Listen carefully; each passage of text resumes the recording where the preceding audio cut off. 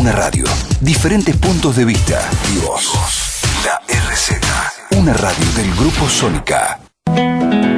La modernidad periférica ha sido entendida por algunos como cultura híbrida, dado el ambivalente discurso latinoamericano en su rechazo a la dominación europea, pero en la internalización de su misión civilizadora ha asumido la forma de un proceso de autocolonización que asume distintas formas en distintos contextos y periodos históricos.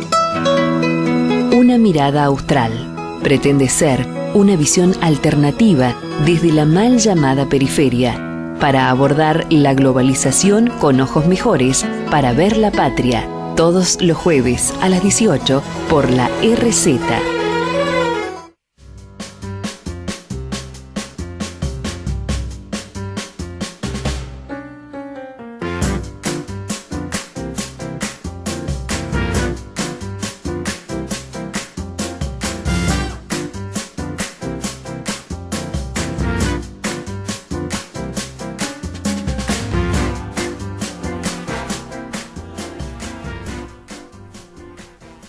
Muy buenas tardes, queridos oyentes de Una Mirada Austral.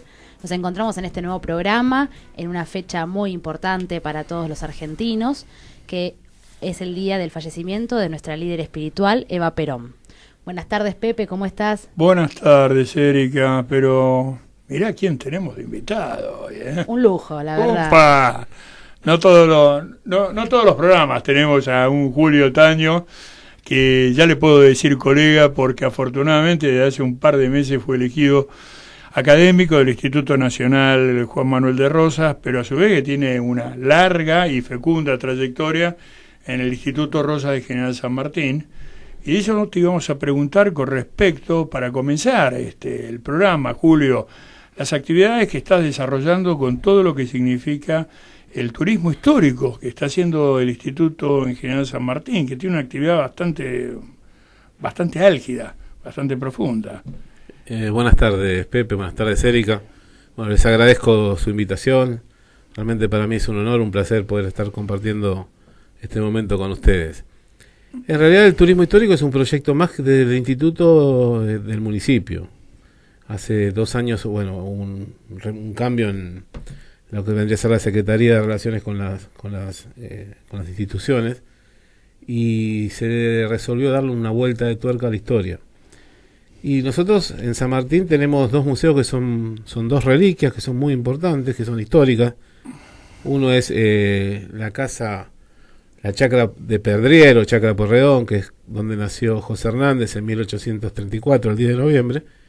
Y el otro es la Comandancia de los Santos Lugares, que data de 1840, que ahí es un lugar íntimamente ligado a nuestros sentimientos nacionalistas y rosistas. Y hubo propuestas de instituciones para decidir o para transformar, hacer una especie de recorrido, un circuito histórico. Y bueno, y me encargaron, junto con otras personas, pero en definitiva terminaron dándole todo el toque final y el sentido a un circuito histórico que arranca los lugares más importantes de San Martín.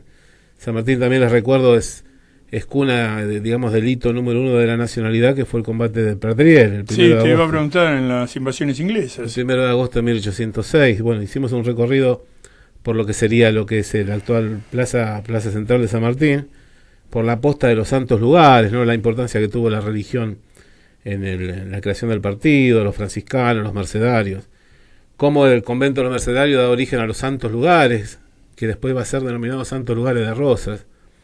Y cómo de pronto a partir de 1807 se crea una posta de los Santos Lugares, que es importante en la segunda invasión inglesa, y es importante cuando en 1813 pasa el general San Martín, porque inclusive en esa posta el general cambió la caballada y estuvo unas horas en la casa de un pariente de su esposa, que era el coronel La Serna.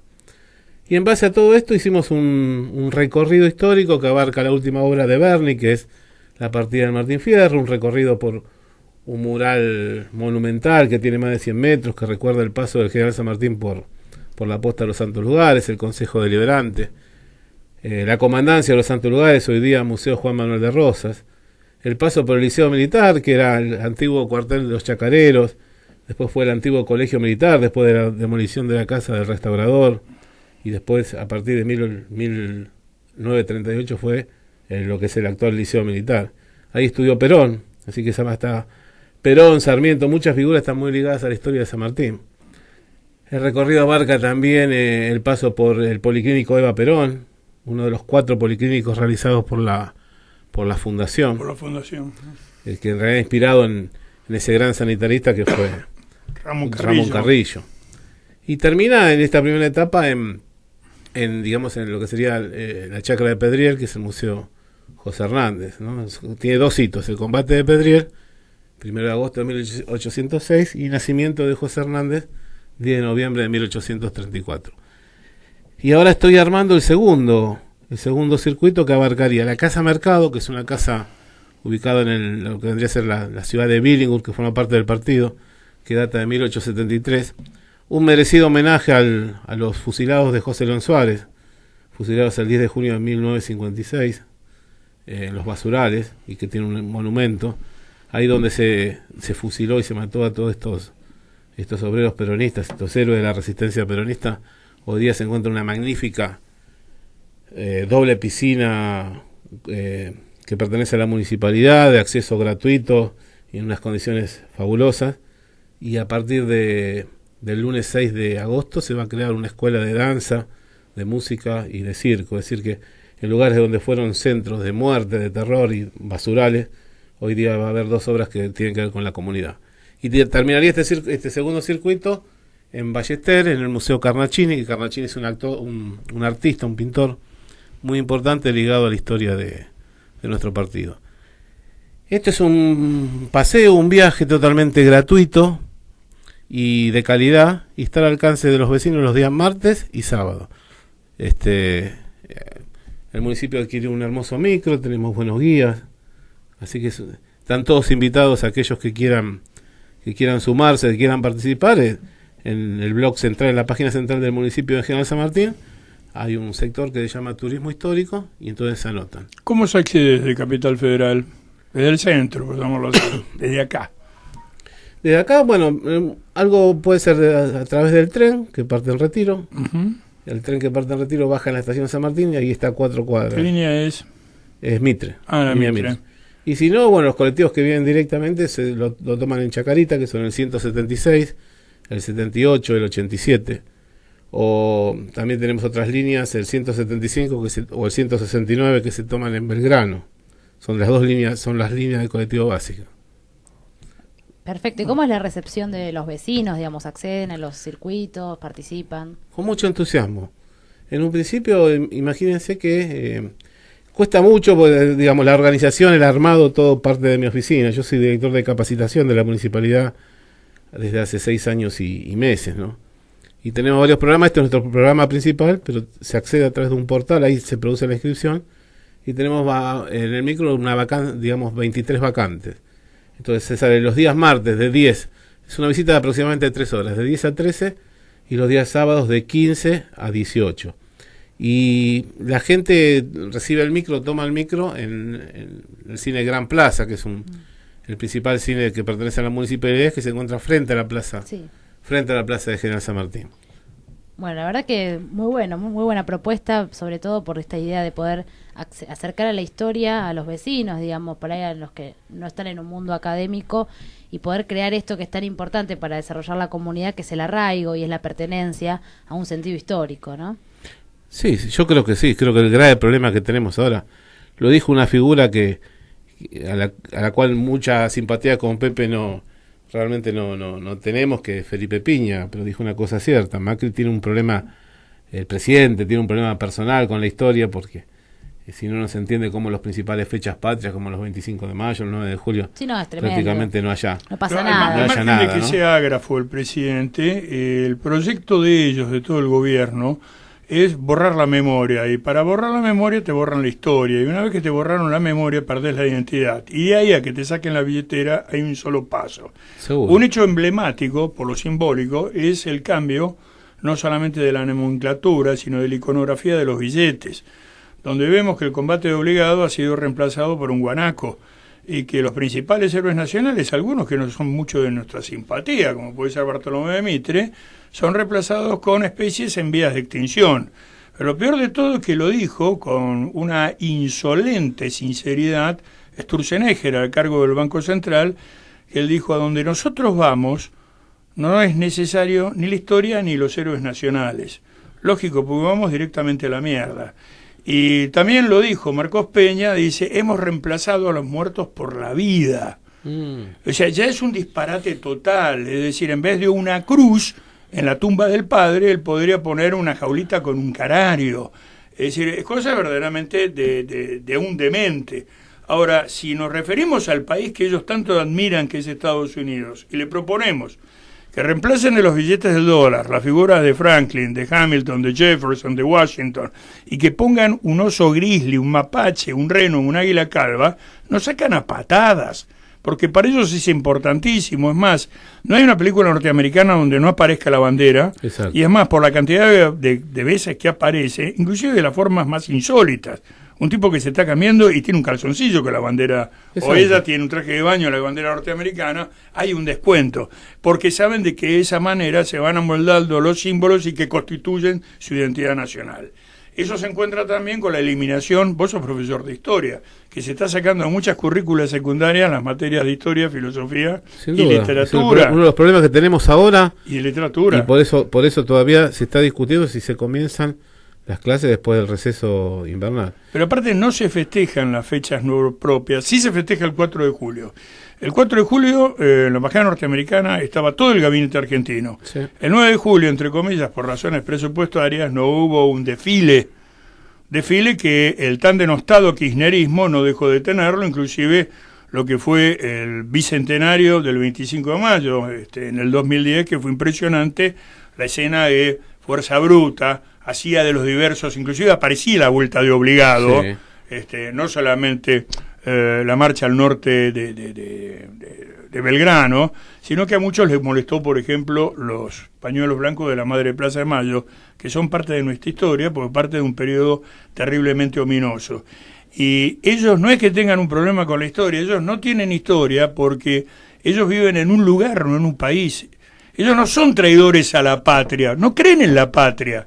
Esto es simplemente ni siquiera una colonia, porque una colonia pertenece a una metrópoli. Es una factoría residual donde vienen a saquear soja y los recursos naturales.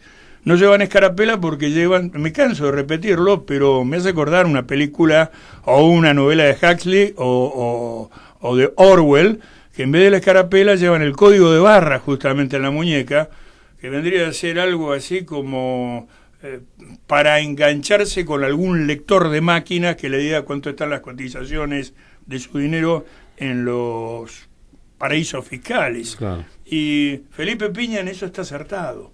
Eso es real.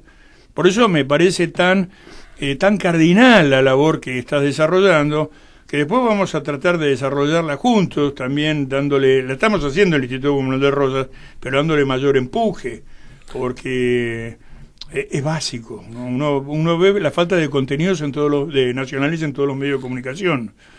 Ni siquiera de la historia falsificada, ni claro, siquiera de la historia de Mitre, borran hasta esa. Sí.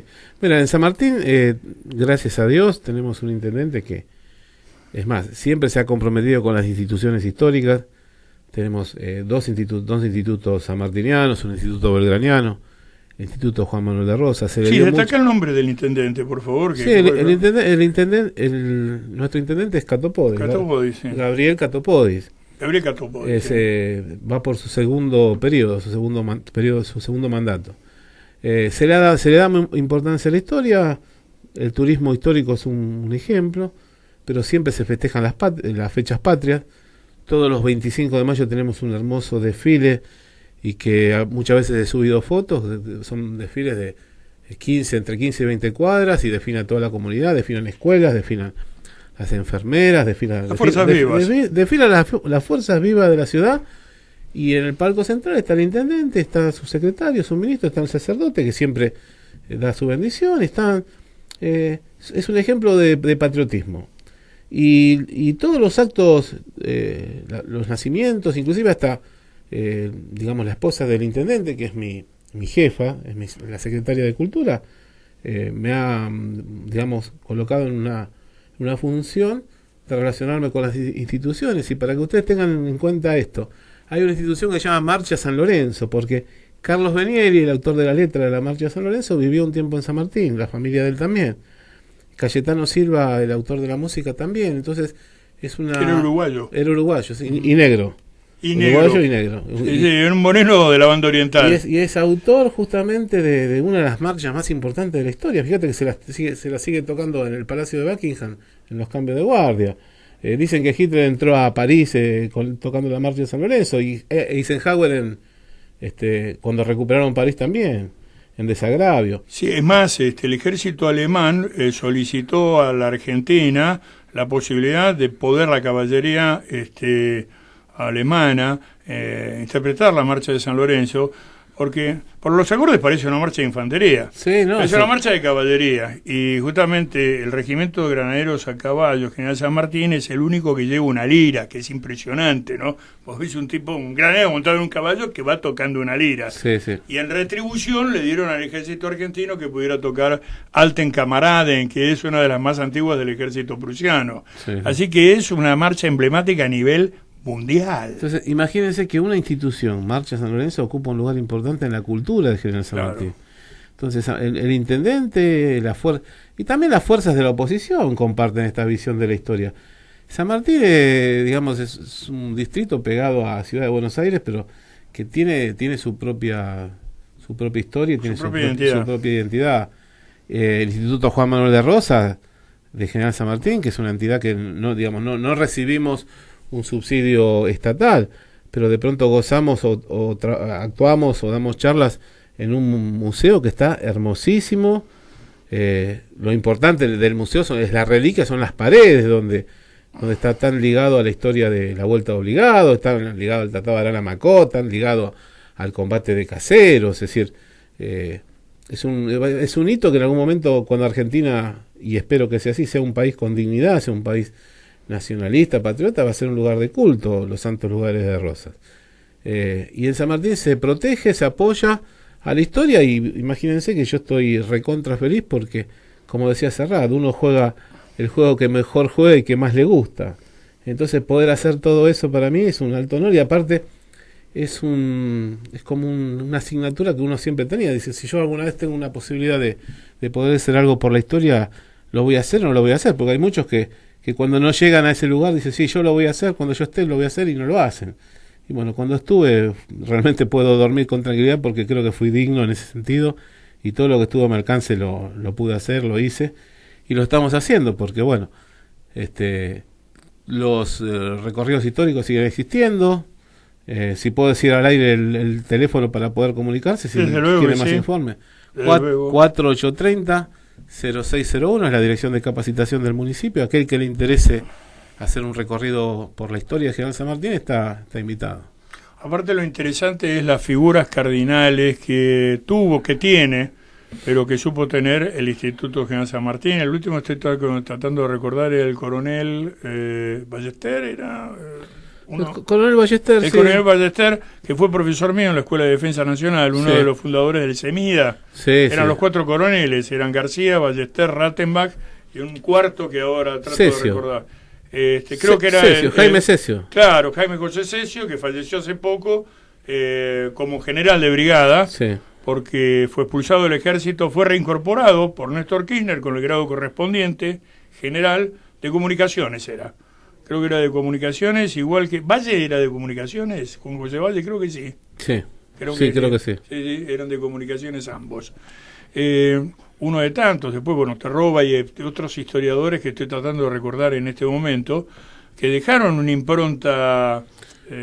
Jorge Perrone. Jorge Perrone fue prácticamente el fundador. Es más, yo les cuento una anécdota. Cuando tenía 14 años, 15 años, en pleno gobierno de Videla, ¿no? Que a veces, aunque parezca mentira, lo decimos. Todavía hoy día hay gente que se dice rosista y que piensa que Videla era nacionalista o que Videla era rosista. Me acuerdo que una vez di una charla abierta en la 924 Villa del Parque sobre Rosas, que me dejó mi profesor en ese momento, porque por favor no digan nada, pues estaba prohibido mencionar a Rosas. En la época de Videla, apenas asumió, le cambió el nombre a la calle Monroe, que se llamaba Brigadier Juan Manuel de Rosas, y le volvió a poner Monroe. Es decir, Videla de nacionalista no tenía absolutamente nada. No, en Temperley, la calle Muñoz Aspiri, que era por mi tío, se la sacaron y le pusieron ingeniero Wild. Después, cuando asumió nuevamente el Kerensky de Lomas de Zamora, definición que no es mía, de Jorge Asís, el Cabezón Dualde, no le devolvió a la no, directamente hizo una avenida de 15 cuadras que se llama Francisco Muñoz Aspiri. Lo digo públicamente porque voy a estar eternamente agradecido por eso, en el sentido que no se olvidan los hacedores del peronismo, pero eso era lo de ellos, y esto viene a cuento de que encontrás unas nuevas categorías. La Argentina es un país muy particular. El país donde más se odia a Francisco es en la Argentina. Es increíble. Los medios han provocado eso. No, es en la Argentina. Pero yo estuve el año pasado en Gran Bretaña, entonces me decían, Argentan, the Pope, y son todos protestantes. Y me decían, el Papa. Bueno, era impresionante. En Inglaterra, no te digo en Italia, porque aparte es Bergoglio, no tengo otra. Es en la Argentina. Es en la Argentina donde... otra categoría, verdaderamente, que es de Buñuel, es del discreto encanto de la burguesía por lo surrealista, es el macrista rosista. No, eso es aberrante. No, eso es aberrante, pero existe. Esto me trajo a mí una discusión por Facebook, que salió un tipo y me dice, ¿por qué no te vas a lavar tal parte? Basura mental, tarado, un bolinazi, un idiota bolinazi, ¿no? Y no se da cuenta que existen estos tipos, le decís, ellos creen que la Sociedad Popular Restauradora, la Mazorca, era un grupo de tareas de la ESMA. Entonces, claro, ellos están con rosas por la represión, porque hay que fajar a los zurdos y hay que matar judíos. El problema no existían los zurdos, y judíos sí habían, pero que no se manifestaban, porque Rosas les dijo, muchachos, ningún problema con ustedes, pero no hagan proselitismo. Mantengan su rito en privado. Además, se dice que hasta los anchorenas, los judíos, todo ese disparate. Y cuando vos le hablas a estos tipos, ¿cómo entendés vos? ¿Cómo se compatibiliza la ley de aduanas de Rosas con la apertura indiscriminada que tiene este gobierno? Nada. Y estallan, como un viejo profesor que conocemos y respetamos, pero en fin, que ya está tecleando volada. Bueno, sí, pero la anterior era una cloaca. No lo niego, pero no pasa por ahí. Estoy hablando de la coherencia. Claro. De la coherencia. Si vamos al caso, una famosa revista del nacionalismo católico, tremendamente antiperonista, ultrarrosista, justamente el odio que tiene a toda manifestación popular, como puede ser el peronismo, y el irigoyenismo, no se compatibiliza justamente con el movimiento primigenio de masas que fue el federalismo. Aparte otra cosa, Pepe, vos sabés, como estudioso de la historia, que si hubo un tipo en la Argentina que no fue racista para nada, fue justamente don Juan Manuel de Rosas. Pero Rosas el padre de los negros, el gran padre de los indios. El padre de los indios los hizo vacunar, si hubo alguien que no fue racista, fue justamente don Juan Manuel. Y te contaba que Jorge... Perdón, y que tenía todas las características, porque era un gringo, la pinta que tenía, le ponías un uniforme alemán, y vos decías, este era un Waffen-SS. Exactamente. Y sin embargo no tenía el menor inconveniente, porque era un hombre de fe católica, y era un hombre de formación hispana. Estaba más allá de todo. Estaba más allá de todo eso. Y entonces Perrone volvamos a Perrone. Invitó y conocí a Pepe Rosas. Yo tenía 14 años y lo conocí a Pepe Rosas y a Fermín Chávez. Para mí fue el día que hasta el día de hoy me lo sigo recordando. Y después lo vi un par de veces más a Pepe Rosas. Yo tenía 14 años, ¿saben lo que era para mí? Me firmó La Caída de Rosas, es decir, juntaba mango sobre mango que me daba mi vieja y me pude comprar La Caída de Rosas, que sigo creyendo que es el libro más importante sobre la caída del restaurador, no más allá de lo... No fue superado. Totalmente brillante. Yo creo que es un libro Quiero bárbaro. contarles algo. Acaba de llamar Ricardo Pousa para mandarnos saludos. Sí, de San Martín. Ricardo es un crack, un gran amigo, un gran nacionalista, un gran rosista, y es uno de los puntales que tenemos en San Martín. Uno de los puntales del Instituto de San Martín. Bueno, una alegría, la galantería de Ricardo de saludarnos. Sí, la verdad que agradecemos mucho la deferencia. Por supuesto. Yo quería, llegando a la mitad del programa, poder conversar, aprovechar este encuentro, este programa, para homenajear a la mujer más importante de la Argentina. Hoy se cumple un nuevo aniversario de su fallecimiento, un nuevo aniversario donde, digamos, pasó al plano celeste, la mujer más brillante, más digna y más humilde que conocimos. Así que quería que ustedes, que son historiadores, bueno, yo también, podamos recordarla, podamos ahondar un poco en su vida, en su obra, y sobre todo en algo que por lo menos a mí me parece que es muy importante, o que es lo que más me he ocupado o me ha interesado, que es poder conocer la esencia, el ser Evita, ¿no? Porque yo digo, para mí Evita configura una forma ética y estética, digamos, configura una forma de hacer política que no es más ni menos que ir a los valores cristianos y más primarios, digamos, de los que se constituyen en los pueblos. Primigenios, sí. Primigenios, sí, exactamente, ese es el término. Digamos, esa humildad que ella tuvo de poder conocer, como dice en mi mensaje, conocí a los ricos, conocí lo que me ofrecían ellos, pero me quedé con los humildes, ¿no? Digamos, tomé el camino de los humildes. Este camino que hoy la política ha olvidado en muchos casos, ¿no? Digamos, salvo escasas excepciones silenciosas que hacen esta tarea, esos valores no están hoy en nuestros parámetros de la política. Entonces, digamos, volver a Evita significaría empezar a ver quiénes son las personas que están sufriendo, ¿no? Estos días hemos tenido noticias sobre personas que están muriendo de frío en la calle, sobre chicos que tienen hambre. Más de un 30% de la población argentina vive bajo la línea de la pobreza. Aparecen enfermedades que eran de otro siglo. El sarampión volvió a aparecer. Totalmente. Aparecen ese tipo de enfermedades. Nos enteramos también, un trabajo muy interesante que hizo Pino Solanas hace un tiempo sobre, bueno, qué es lo que comemos, y vemos que tenemos todos los campos envenenados, donde los chicos están en la escuela y los fumigan.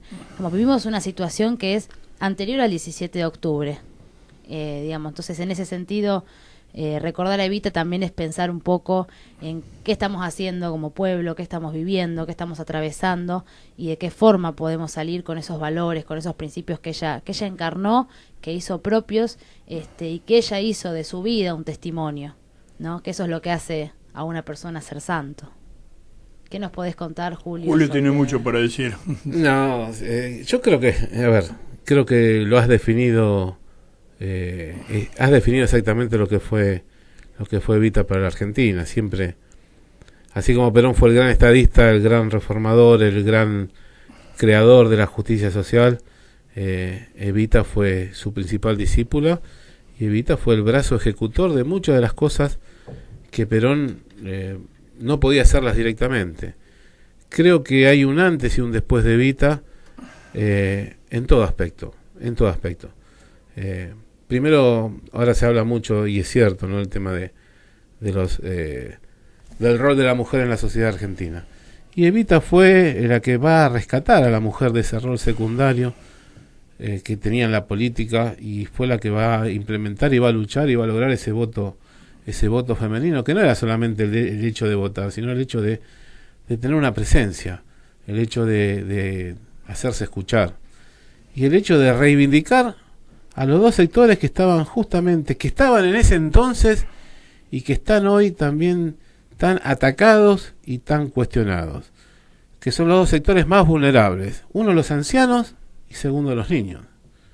Evita decía, en la Argentina de Perón los únicos privilegiados tienen que ser los niños.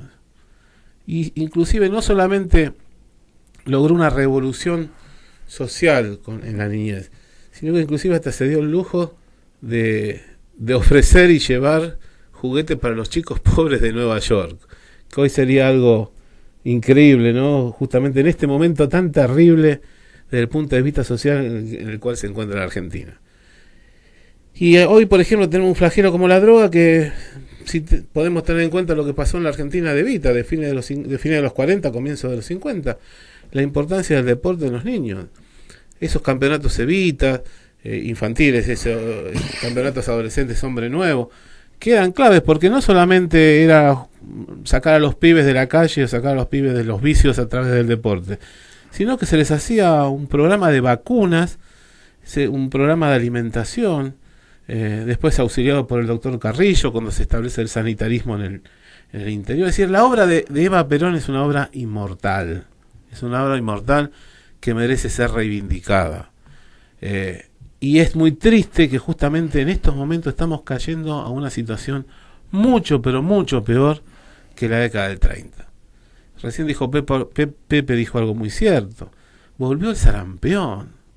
La campaña de vacunación, las vacunas están por la mitad. Yo, sinceramente, yo no puedo entender a mucha gente que está ciega, sorda y muda y no ve estas cosas. Estamos hablando de salud de los chicos, estamos hablando de los niños. No hablemos de los ancianos. Los ancianos, ahora hay un proyecto para recortar más la jubilación. Cuando en ese momento tenían la posibilidad de jubilarse dignamente, y el que se jubilaba era algo lindo. Me jubilé, me voy a dedicar a no tirar manteca al techo, pero a vivir dignamente. ¿Qué jubilado puede vivir hoy medianamente 10 días con la jubilación que está cobrando? Pero la gran mayoría de los jubilados, paradójicamente, votaron a este gobierno, muchos de los cuales se jubilaron en los últimos años, algunos sin haber hecho aportes. ¿Por qué? Porque trabajaban en negro. Pero el trabajo de esmerilamiento, es decir, de limar cabezas de los medios, ha sido tan efectivo y tan consecuente, porque fue largo y continuo, que los hacían votar contra sus propios intereses. Entonces, no, yo voy a votar en contra de la yegua porque utiliza las carteras de Louis Vuitton, señora, no tenía ni idea. Bueno, no sé, una cartera muy cara. Le digo, pero ustedes no le están sacando el dinero. Y ahora, para este proyecto, y eso lo hemos hablado muchas veces, Julio, sobra la gente. Para este proyecto agroexportador, específicamente sojero, porque hoy se estuvieron manifestando productores rurales en el centro, con los chanchos, con las vacas, que ellos también son el campo. Pero nos quieren hacer creer a nosotros que el campo son los garcas agroexportadores de la rural. Eso no es el campo, es el sector privilegiado exportador, que es el minoritario. Entonces, para ese proyecto, lo primero que sobran son los pibes, y seguramente, salvo los de ellos, de luego, y los viejos. Se les está quitando, el PAMI le está quitando medicación. Sí. Es decir, no tienen el coraje de poner hornos crematorios y los matan de otra forma. Sus propios viejos los mandan a Suiza. Sobran 20 millones de argentinos en un país que tiene que ser vaciado. Para eso también viene la cuestión del aborto, y sobre eso Evita, y contanos un poco, tenía una posición no sobre el aborto, sino sobre lo que era la maternidad, sobre todo porque ella no podía tener hijos. Exactamente. Entonces los tenían. Por eso, bueno, estamos hablando también, a veces también tenemos que reconocer algo, ¿no? A veces pensamos que Evita, o le ponemos cosas, ¿qué hubiese pasado con Evita vivir en esta época? Y vos tenés gente que te diría, bueno, Evita estaría de acuerdo con el aborto, y gente no. Desde mi óptica... Sí, sería montonera, sería abortera, pero... Desde mi óptica, Evita era una mujer que amaba a los chicos y que tuvo ese grave problema de no poder tener uno, ¿no? Para mí estaría en una posición absolutamente contraria a todo eso. De todas maneras es conjetural, ¿no? Pero lo importante es... Yo creo que tendría una posición contraria a ese tema, sin duda. Yo creo que sin duda, pero por lo menos terminó con los orfanatos donde los tenían con un uniforme prácticamente como en el presidio de Ushuaia, mal habilitado. Yo no sé si ustedes vieron ese documental de cuando se hicieron los complejos de hoteles de Chapadmalal. Sí. Y los pibes iban y conocían el mar, lo que era esa locura. Ustedes ven ese documental en blanco y negro de esos pibes que no tenían acceso a nada, llegar al mar. Es muy difícil. Vos lo definiste muy bien, lo que representó Evita, pero tampoco hay muchas palabras para reflejarlo, porque fue una obra extraordinaria, y que vos fíjate que hoy, a 66 años de su muerte, todavía la gente la sigue extrañando.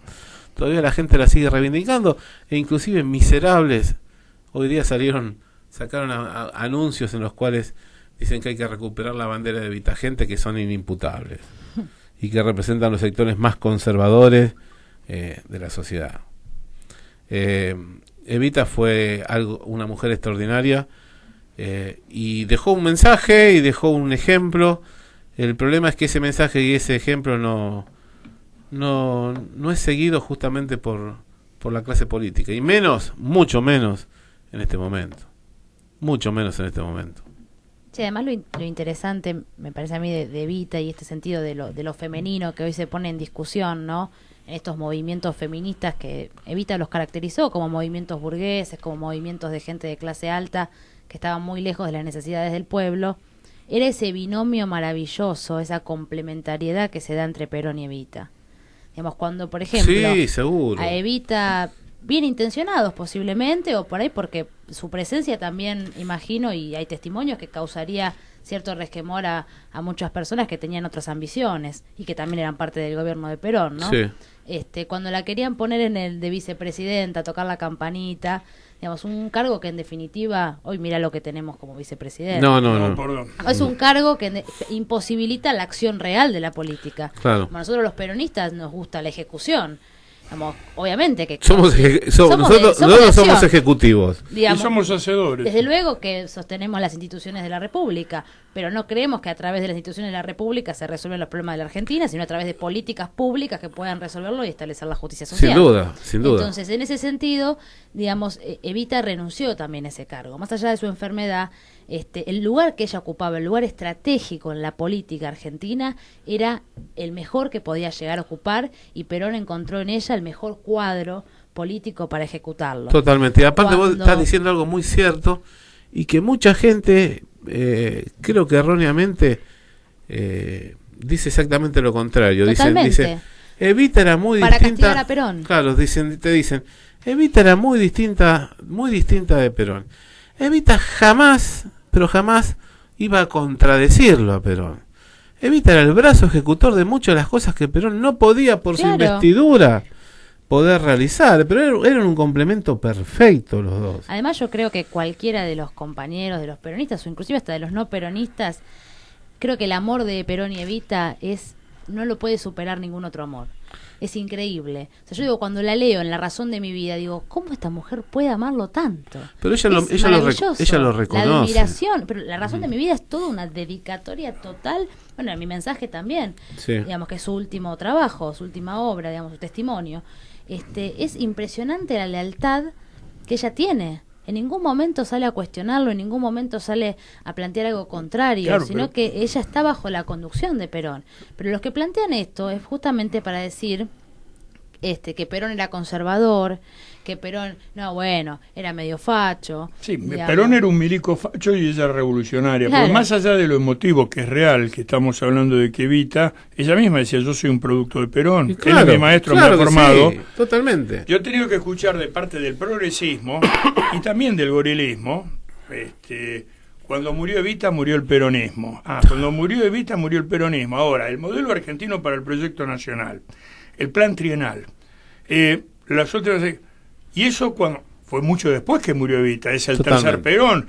Y cuando uno lee lo que es las encíclicas de Francisco, no es otra cosa que el modelo argentino, actualizado, no me gusta decir ayornado, pero son los lineamientos generales, porque Perón ya venía viendo las experiencias del Club de Roma y de los límites del crecimiento, con un concepto de lo que significaba los límites que tiene una explotación irracional del capitalismo. Totalmente. Pero eran un complemento perfecto. Entonces te dicen, no, Evita era revolucionaria. Yo me he encontrado con cretinos que le digo, pero decime, ¿vos con qué te golpeás, pibe? Porque cuando yo tenía tu edad no era tan pelotudo. Evita no era la amante del Che Guevara. Es más, si lo encontraba el Che Guevara, le encajaba una patada entre las piernas. Evita era la mujer de Perón y estaba orgullosa de ser la mujer de un coronel del ejército argentino con todas las letras, que después se transformó en general, de un señor oficial del ejército argentino. Bueno, estas son las deformaciones que nos ha hecho mucho mal cierto progresismo, que es una de las tantas causas por las cuales tenemos que entender, por los cuales el macrismo y estos gorilas han llegado al poder. Es la primera vez que la clase hegemónica y la oligarquía accede al poder sin necesidad de un degüello o un solo balazo. Exacto. No nos engañemos, porque Mitre accedía a través del genocidio de los caudillos del interior, genocidio de un país con... Bueno, esta es la primera vez. Fue a través de un genocidio mental que se le ha hecho al pueblo argentino. Erika acaba de hablar, la semana pasada hubo 5 compatriotas que murieron por hipotermia. 7, ¿no? 7 en las calles de frío. Sí, es increíble. Eso en la Argentina del peronismo jamás hubiera existido. Es increíble. Pero ahora mismo venía caminando por Callao. Hay gente que estaba durmiendo en la calle en el medio de la lluvia. En medio de la lluvia. Callao y Corrientes. Y ahora a las 8 más o menos de la noche el Congreso es un lugar donde parece un hospital de campaña. Se llena, pero de gente, más o menos 50, 80 personas para comer todas las noches. Bueno, les cuento algo, no es por propaganda de mi intendente, ¿no? Pero Gabriel Catopodis hizo el hogar abrigo. Entonces todas las personas que estaban en situación de calle los fueron rescatando y los fueron estableciendo en ese lugar, lo tienen un tiempo, tratan de reinsertarlo en la sociedad, tienen justamente para dormir, para comer y para alimentarse. En San Martín hemos hecho, y con recursos recursos propios, y la avenida Juan Manuel de Rosas, que en San Martín está la avenida Juan Manuel de Rosas, se está faltando exclusivamente con fondos municipales, porque ni desde provincia ni desde nación, porque también es la ruta 4, han bajado los mismos.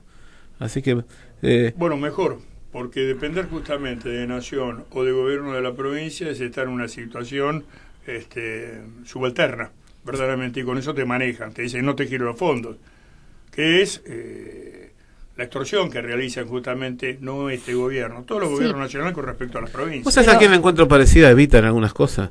A Encarnación. Totalmente. A Encarnación le encuentro parecida a algunas cosas, sobre todo cuando uno lee esas cartas de Encarnación dirigidas a Juan Manuel, porque hay una relación también de mucho amor y mucho afecto y también de mucha acción, ¿no? La mulata Toribia era una Eva Duarte también, Pero Encarnación es la que le hace la revolución de los restauradores durante el gobierno de Juan Ramón Balcarce. Es la que le maneja todo, es decir, era una mujer de armas llevar en un momento y en una época donde la sumisión de la mujer también era bastante literario, porque, por ejemplo, la hermana Josefa Escurra, Linda Torranta, la abandona el marido, que se raja a España, y ella sigue detrás de su amor prohibido, que era Manuel Belgrano. Exactamente. Y lo sigue con una carreta. Y tiene un hijo. Pedrito. Con Pedro Pablo Rosas y Belgrano, que Encarnación le dice, Juan Manuel, mirá lo que hizo esta Torranta. ¿Pero qué? Yo no lo puedo fusilar, el creador de la bandera. ¿Y qué hacemos con el pibe? Y lo adoptamos.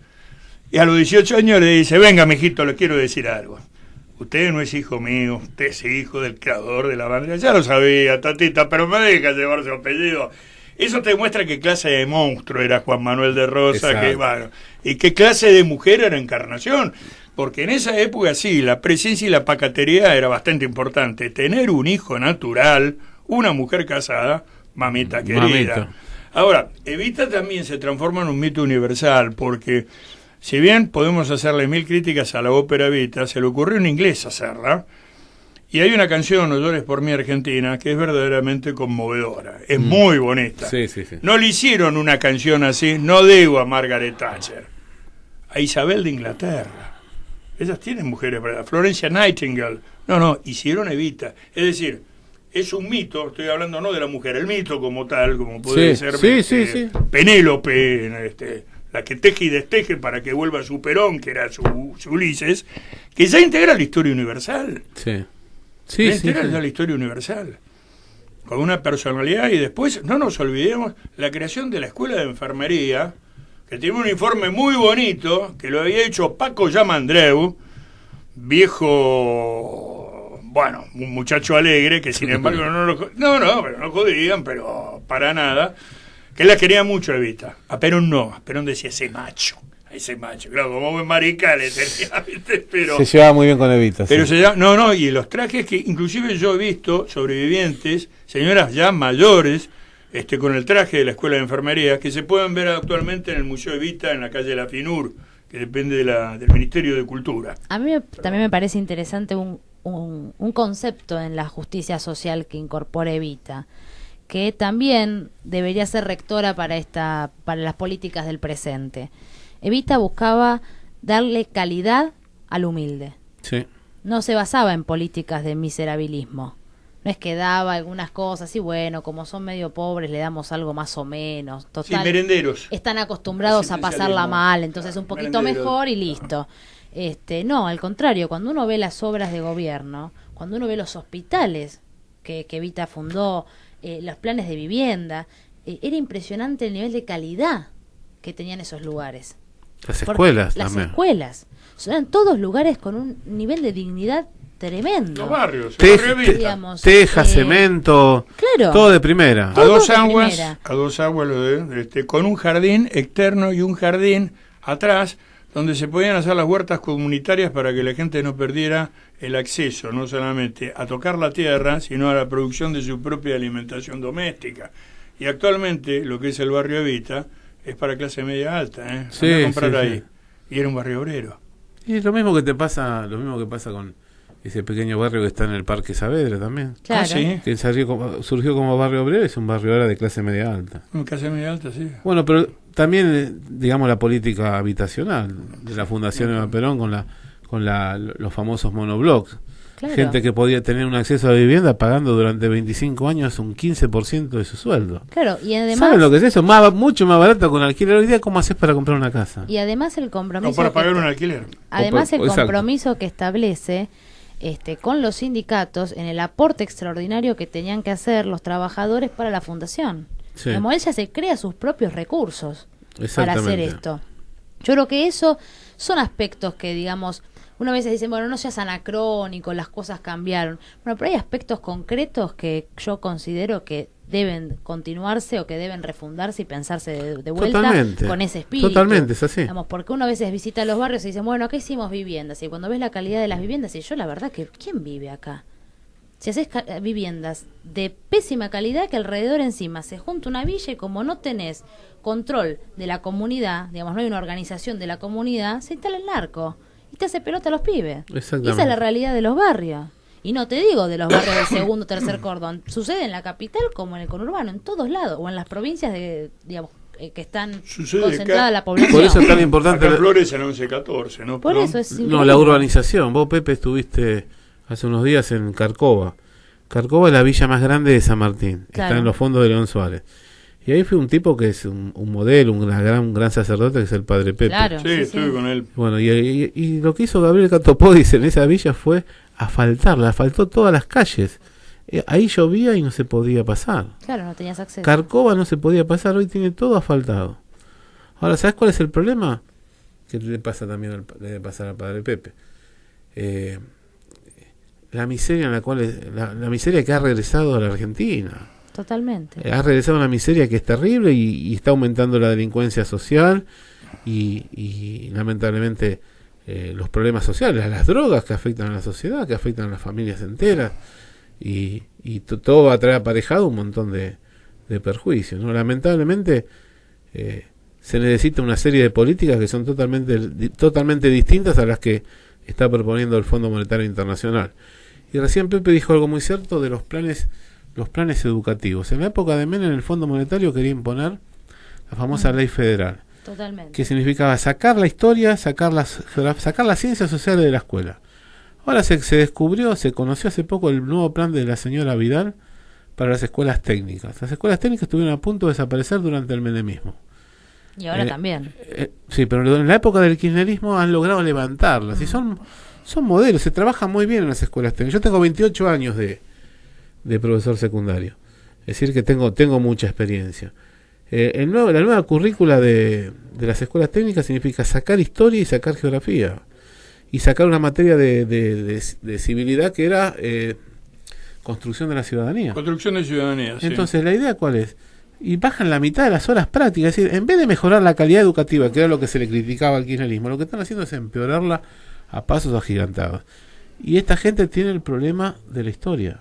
Tiene el problema con la historia. Tiene el problema con las ciencias sociales. Quiere gente que no piense, quiere gente que no razone, quiere gente que no tenga espíritu crítico. Y el espíritu crítico no significa estos son malos, los otros serán buenos. No, todos han tenido cosas buenas y cosas malas. El tema es que en estos momentos son políticas que se están desarrollando actualmente. Y la única excusa que tiene todo el mundo es la pesada herencia. Sí, totalmente. El espíritu crítico es el discernimiento. Pero las escuelas Es la técnicas capacidad de significa discernir. industrialización y eso Claro. va en contra. Entonces, fíjate vos que tanto INVAP, investigaciones aplicadas, como el ARSAT, eran proyectos que se autofinanciaban y se autogestionaban. Y el presidente sale diciendo, no tengo dinero para esto, nadie pide dinero, estamos pidiendo que no se la regale a los norteamericanos, pues se la tienen que entregar a la QX, porque esto antes se financiaba con la magia.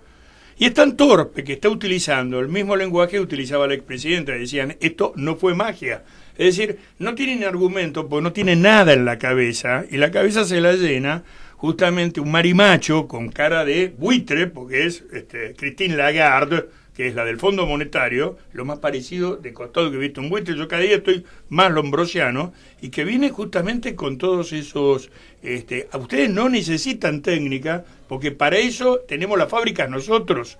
Es Claro. decir, si ustedes industrializan, compiten con nosotros. Tiene que ser, está perfectamente armado en esta nueva División Internacional del Trabajo. Sí.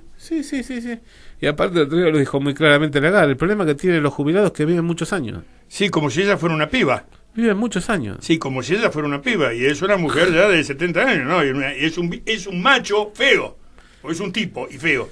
Un chongo feo. Bueno, pero esos son justamente lo que viene y que se pide inclusive. Le están pidiendo... Ellos dicen que son el mejor equipo de los últimos 50 años. No tienen plan. Le están pidiendo esto. Cuando nosotros escuchamos lo que dice un mulo como expert, que no sabe nada de historia, está repitiendo exactamente lo que hizo Krieger Bacena, que era norteamericano, su primera era primero norteamericano y después argentino, en el gobierno de Onganía. O sea, a partir del 55 el esquema sigue siendo el mismo. No se ha actualizado en absolutamente nada. Yo les digo algo, cuando yo estoy explicando la política de Krieger Bacena, mis alumnos me dicen, pero profesor, es lo mismo que ahora. Claro. Con grande, a ver, ¿qué es lo más fácil? Congelamiento de salarios, aumento de tarifas, y no estamos libre exportación. No estamos hablando de Martín Heredo, estamos hablando de antes. Krieger Bacena, estamos hablando de Krieger Bacena. Adalbert Krieger Bacena, la genialidad de Perón, que hizo todas estas obras con el movimiento obrero organizado, pero no le dio a los jerarcas sindicales el manejo de las obras sociales. No. Porque los conocía, no se las dio. ¿Quién le da el manejo de las obras sociales con los cuales lo tiene agarrado? El gobierno de Onganía, que con el nombre del nacionalismo, porque Onganía asume el nombre del nacionalismo, un nacionalismo de cotillón, de la banderita, esto y aquello, te pone a tipos que son exactamente iguales a Luis Caputo y todo esto. Entonces ahora les dieron, así paga el diablo, Roma no paga traidores, degradan a las Fuerzas Armadas Argentinas a ser una mera Guardia Nacional, como era la Guardia de Somoza o de Panamá, para la lucha contra el narcotráfico, que ni por doctrina, ni por formación, ni por equipamiento la pueden preparar. Porque por eso son las fuerzas de seguridad. Sin duda. La verdad que la realidad nos sorprende todos los días y por eso cada programa es... No podemos dejar de abordarla, digamos. Nos va quedando poco tiempo y queríamos agradecerle a Julio por haber venido al programa, por haber participado en esta nueva edición de Una Mirada Austral. Y bueno, queremos también dejar abierta la invitación para los próximos encuentros que puedas participar. Desde luego, tenés el micrófono es tuyo, sos parte del equipo. Yo les agradezco muchísimo, pero esto lo veníamos hablando con Pepito hace rato. En este momento de mi vida, la verdad que tengo muchísimo trabajo. No podías los jueves. No, sí. Tengo mañana, tengo tarde. Habíamos arreglado porque sabía que tenía las vacaciones de la escuela. Y entonces yo le dije a Pepe, mira, tal día yo te digo que voy a ir. La verdad que me sentí muy cómodo con ustedes dos, los veo muy bien, veo un equipo muy bueno. Gracias. Veo que se compenetran y aparte veo dos personas que saben. Dos personas que están comprometidas con la nación, con la patria. Y realmente me sentí muy a gusto y bueno, me encantaría venir con más asiduidad y siempre que se dé la posibilidad lo voy a hacer, les agradezco mucho y me gustaría a ustedes también verlos por San Martín, yo creo que son gente muy valiosa. Pepe lo quise llevar y lo quiero llevar siempre a que dé alguna charla, vos también estuviste en el museo. Sí, participé. San Martín esperemos que, bueno, con Gabriel Catopodi seguir así, con esta política de la historia y rescatando nuestros valores y también vamos a ver, Pepe, si damos una vuelta de tuerca al Instituto Nacional. Al Instituto Nacional veo que afortunadamente el de San Martín se ha encaminado en el sentido que aparecieron determinadas figuras, como también no estoy haciendo críticas personales, estoy diciendo críticas de índole conceptual e ideológica que, bueno, ciertos personajes que no coincidían con el rumbo de nuestro pensamiento. No importa. Con todo gusto yo voy a ir ahí. Después, bueno, lo que sí te comprometo es para que trabajemos juntos de ahora en más en darle más empuje al Instituto Nacional, para darle más empuje a la gente que ya está colaborando, ¿no? Sí. Bueno, muchísimas gracias. Nos vamos a encontrar el próximo jueves en una nueva edición de Una Mirada Austral. Muchas gracias, Julio, por venir al programa. Muchas gracias, Julito.